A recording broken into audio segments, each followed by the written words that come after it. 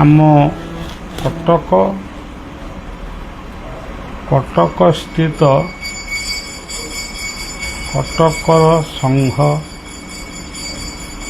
ଅନନ୍ତ ବଳିଆ ସେବା ସଂଘ, ଯେଉଁଠି ଆମର ଏକାଧାରରେ ସଂଘ ରହିଛି ଏବଂ ସେହି ସଂଘର ଆନୁକୂଲ୍ୟରେ ଏଠି ଯୋଗ ଶିକ୍ଷା କେନ୍ଦ୍ର ମଧ୍ୟ ରହିଛି। କିଛି ଲୋକ ଯୋଗ ଶିଖୁଛନ୍ତି, ଆଉ କିଛି ଲୋକ ସଂଘୀୟ ପ୍ରାର୍ଥନା ବା ଗୁରୁ ପୂଜା ଇତ୍ୟାଦିରେ ସେମାନେ ମନ ନିବିଷ୍ଟ କରିବେ।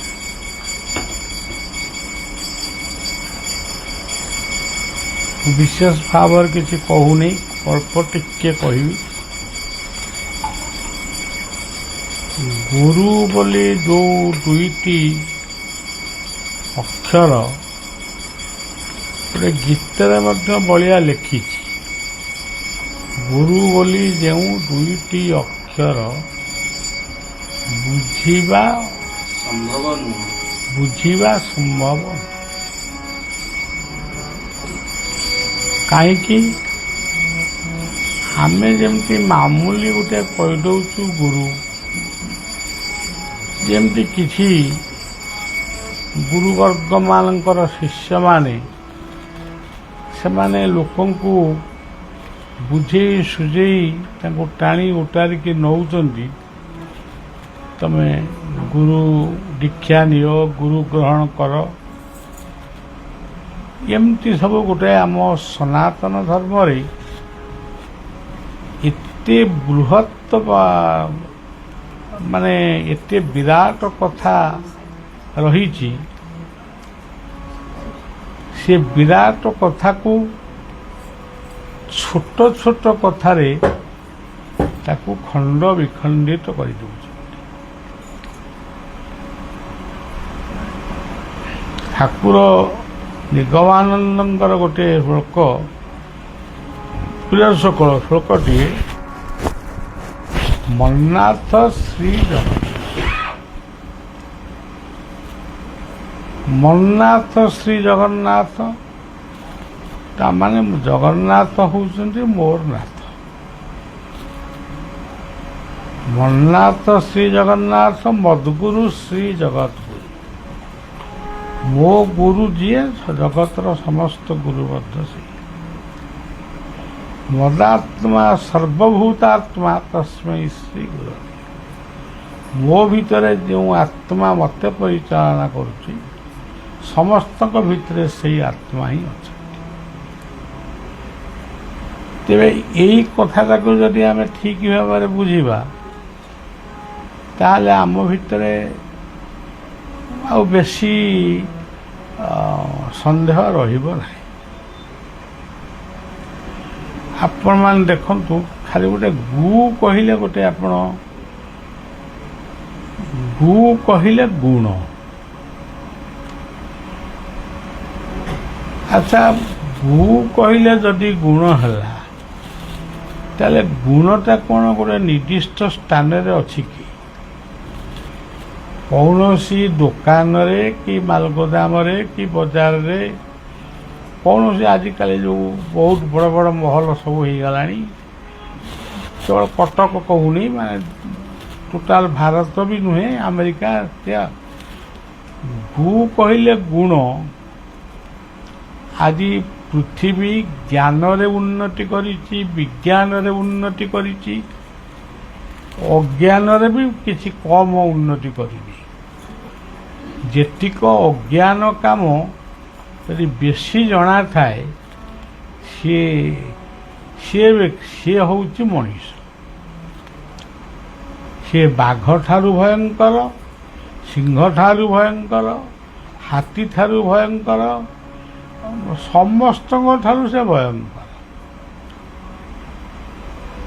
ଏଇଟା ଆପଣମାନେ ବି ଜାଣିଛନ୍ତି। କିନ୍ତୁ ଗୁ କହିଲେ ଯେଉଁ ଗୁଣ ଇଏ ସମସ୍ତଙ୍କ ଭିତରେ ଅଛି, ମଣିଷ ଭିତରେ ବି ଅଛି,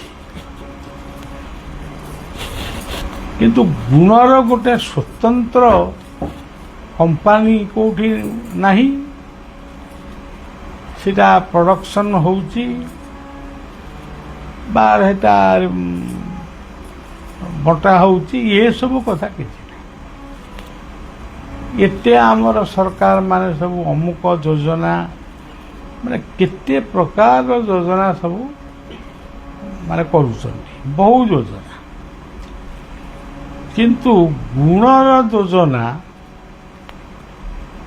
କୋଉଠି କିଏ କରିଛି କି? କିନ୍ତୁ ଗୁଣକୁ ନେଇ ଯୋଜନା ହେଉଛି, କିନ୍ତୁ ଗୁଣର ଯୋଜନା କିଛି ନାହିଁ।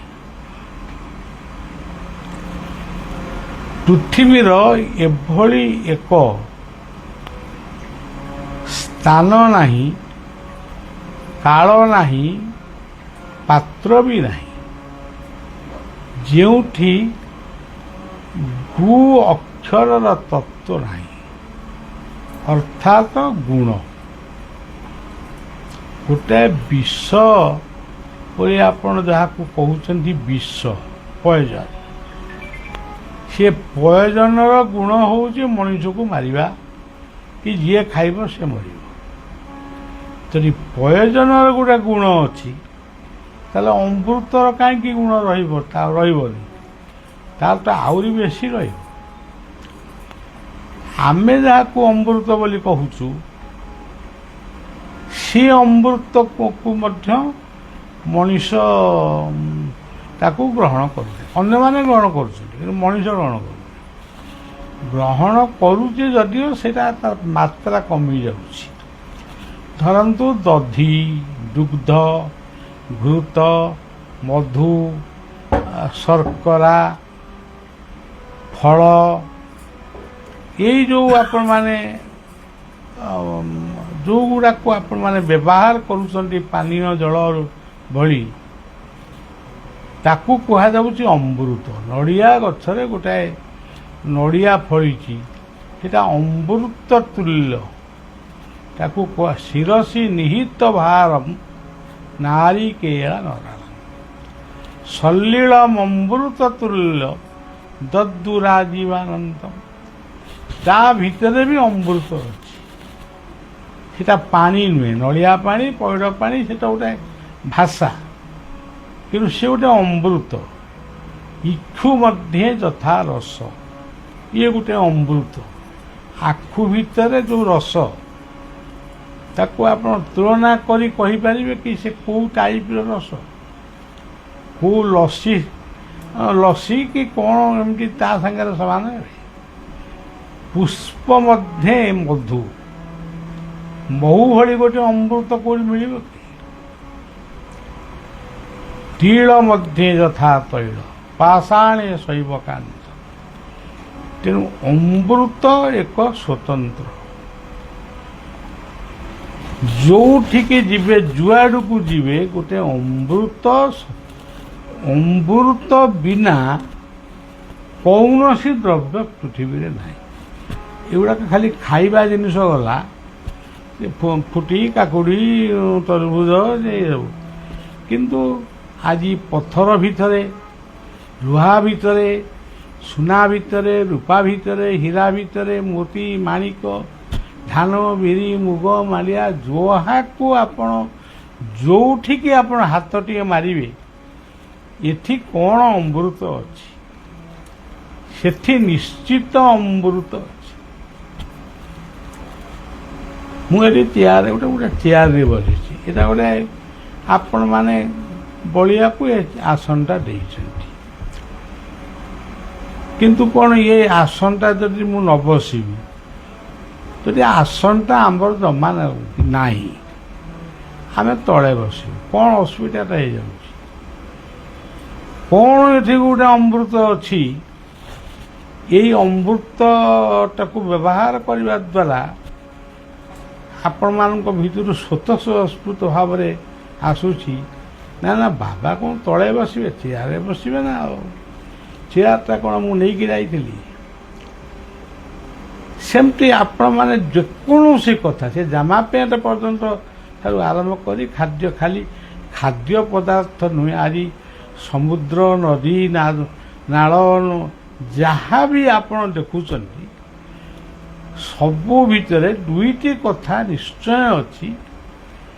ବେଶୀ ଅଛି ଅମୃତ, ବିଷ କମ୍ ଅଛି, କିନ୍ତୁ ଅଛି ତ। ସେ ଦିଟା ଶକ୍ତି ନ ରହିଲେ ଲୀଳା ବି ହେଇପାରିବନି। ଇଏ ହେଉଛି ଗୁ କହିଲେ ଗୁଣ। ସେ ଗୁଣର ପ୍ରଥମ ଆମକୁ ସେ ଗୁଣ ଅର୍ପଣ କରିଥିଲେ ଯାହାଙ୍କ ଠାରୁ ଆମେ ଜନ୍ମ ହେଇଥିଲେ ବା ଯାହାଙ୍କ ଠାରୁ ଆମେ ଶିକ୍ଷା ଲାଭ କରିଥିଲେ, ଯାହାଙ୍କ ମାଧ୍ୟମରେ ଆମେ କର୍ମ କରି ଆମେ ଜୀବନ ଅତିବାହିତ କରିଥିଲେ, ସେ ହେଉଛନ୍ତି ପ୍ରକୃତରେ ଗୁ ବା ଗୁଣ। ଏଠି ଦେଖନ୍ତୁ, ଗୋଟେ ଆମର ଏଠି ନାମ ହେଲା। ନାମକୁ କ'ଣ କୁହାଯାଉଛି? ନାମାମୃତ। ଧରାଯାଉ ଆମେ ଗୀତା ପଢ଼ିବା, ଗୀତାକୁ କ'ଣ କୁହାଯାଉଛି? ଅଦ୍ୱୈତାମୃତ ବର୍ଷିଣୀ। ଅଦ୍ୱୈତାମୃତ ବର୍ଷିଣୀ ଭଗବତୀ ଅବସ୍ଥାର, ତାକୁ ବି ଅମୃତ। ଏଠି ଆମର ରାତି ପାଇଲେ କିଛି ବ୍ୟକ୍ତିମାନେ, ଭକ୍ତମାନେ ଆସି ଏଠି ଯୋଗ ଶିକ୍ଷା କରୁଛନ୍ତି। ତ ଯୋଗ ପୁଣି କ'ଣ? ଆମେ ତ ଜନ୍ମ ହେଲୁ, ଆମେ ଖାଇଲୁ ପିଇଲୁ ବୁଲିଲୁ, କିଏ ବରା ଖାଇଲା, କିଏ ତରକାରୀ ଖାଇଲା, କିଏ କ'ଣ ଖାଇଲା। ଇଏ ପୁଣି ଗୋଟେ କ'ଣ ହାତକୁ ମୋଡ଼, ଗୋଡ଼କୁ ମୋଡ଼। ମୁଁ ଏବେ ଫିଜିଓଥେରାପି ମୋତେ ଗୋଟେ ଦୁଇ ଜଣ ଖଣ୍ଡେ, ମୋ ଦେହରୁ ଝାଳ ବୋହିଥିଲା। ଏତେ କଷ୍ଟ ଏଗୁଡ଼ାକ, କିନ୍ତୁ ମୋତେ ତାପରେ ଏତେ ଫୁର୍ତ୍ତି ଲାଗିଲା। ମାନେ ମୁଁ 5 ବର୍ଷ ପଛକୁ ପଳେଇଲି, ମାନେ ବୟସଟା ଆମର 5 ବର୍ଷ ପଛକୁ। ତେଣୁ ଯୋଗାମୃତ, ନାମାମୃତ, ଜ୍ଞାନାମୃତ, ଇଏ ସବୁ ହେଉଛି ଅମୃତ। ଆମର ଏମିତି ବି କୁହାଯାଇଛି, ମୃତ୍ୟୁର୍ମାଂ ଅମୃତ ଗମୟ। ତମେ ଦିନେ ନା ଦିନେ ସମୟ ଆସିବ, ଏ ଦୁନିଆରୁ ଆମେ ଯିବା, କିନ୍ତୁ ଯିବା ପୂର୍ବରୁ ଜୀବନକୁ ଅମୃତମୟ କରିବା, ପରିବାରକୁ ଅମୃତମୟ କରିବା। ଇଏ ହେଉଛି ଗୋଟିଏ ଅମୃତ। ଆଉ ଯେତେ ସତ୍ୟା ମଣିଷ ଦୁନିଆରେ ଅଛନ୍ତି, ସତ କହନ୍ତି, ସେମାନେ ବି ଅମୃତର ପ୍ରତୀକ। ଆଉ କେତେକ ମିଛୁଆ ଅଛନ୍ତି, ସେଗୁଡ଼ାକ ହେଉଛନ୍ତି ବିଷବୃକ୍ଷ, ଯାହାଙ୍କ ପାଇଁ ସମାଜ ବିଗିଡ଼ି ଯାଉଛି। ଏଇ ଗୁ ହେଉଛନ୍ତି ଅମୃତ ଗୁଣ। ସୂର୍ଯ୍ୟ, ଚନ୍ଦ୍ର, ତାରା, ଗ୍ରହ, ନକ୍ଷତ୍ର, ଯାହା ଆପଣମାନେ ଯାହା କହିବେ, ଗୋଟେ ପାଠୁଆ ପିଲା ସେ ଚନ୍ଦ୍ରମଣ୍ଡଳକୁ ଯାଇଥିଲା କି କେଉଁଠିକି ଯାଇଥିଲା, କ'ଣ ଦେଖିଲା, ତାକୁ ଯଦି ପଚାରିବେ, ସେ ଯାହା ବି କହିବ ସବୁ ଭିତରେ ଗୋଟେ ଗୁଣ। ସେଇଭଳି ଭାବରେ ଇଏ ଗୁଣଟା ଯୋଉଠି ଅଛି ସେଠି ନିଶ୍ଚିତ ଭାବରେ ରୁଟି ଥିବ। ରୂପ ବିନା ଗୁଣ ନାହିଁ। ଯେଉଁମାନେ ଯେଉଁ ଧର୍ମ ସମ୍ପ୍ରଦାୟ ମାନେ ଆପଣମାନେ ଶୁଣିଥିବେ, ହେ ସେ ମୂର୍ତ୍ତି ପୂଜା କରନା, ହେ ଅମୁକ ପୂଜା କରନା, ଏ ତମେ ପରା ନିଜେ ଗୋଟିଏ ମୂର୍ତ୍ତି, ତମେ କ'ଣ ଅନ୍ୟ ମୂର୍ତ୍ତିକି ନିନ୍ଦା କରୁଛ? ତମର ଯଦି ଗୋଟେ ମୂର୍ତ୍ତି ନଥାନ୍ତା, ଧରନ୍ତୁ ବଳିଆର ମୂର୍ତ୍ତି ନଥାନ୍ତା, ବର୍ତ୍ତମାନ ବଳିଆ ଆସିଲା ବୋଲି ଆପଣ କେମିତି ମୋତେ ପାଛୋଟିକିନା ଆଣିଥାନ୍ତେ? ମୁଣ୍ଡ ଦେଖାଯାଉଛି ଯେମିତି, ସବୁ ସମସ୍ତେ ଦେଖାଗଲେ କେମିତି, କେଉଁଟା ହେଉଛି ବଳିଆ ଆପଣ କେମିତି ଚିହ୍ନିଥାନ୍ତେ? ତେଣୁ ରୂପ ଏବଂ ଗୁଣ, ସୂର୍ଯ୍ୟଙ୍କର ରୂପ ସୃଷ୍ଟି ହେବା ପରେ ସୂର୍ଯ୍ୟଙ୍କର ଗୁଣ ସୃଷ୍ଟି ହେଲା। ପୃଥିବୀ ସୃଷ୍ଟି ହେବା ପରେ ପୃଥିବୀର ଗୁଣ ସୃଷ୍ଟି ହେଲା। ସମୁଦ୍ର ସୃଷ୍ଟି ହେବା ପରେ ସମୁଦ୍ରର ଅନେକ ଗୁଣ ସୃଷ୍ଟି ହେଲା।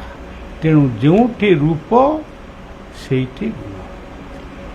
ଏଇଭଳି ଭାବରେ ଆମ ବାପ ମା 14 ପୁରୁଷ ସବୁ ହେଉଛନ୍ତି ଗୁରୁ ତତ୍ତ୍ୱର ଅଧିକାରୀ।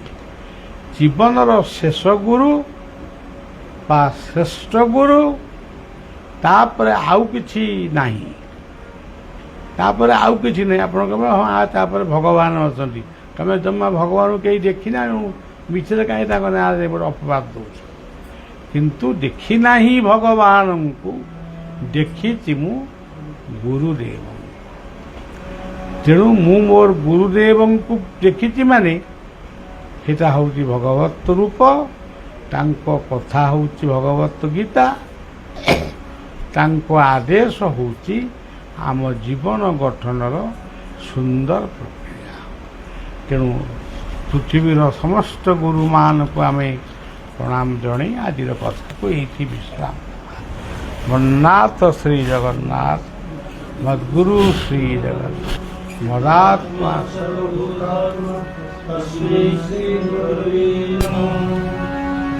श्री राधा रमण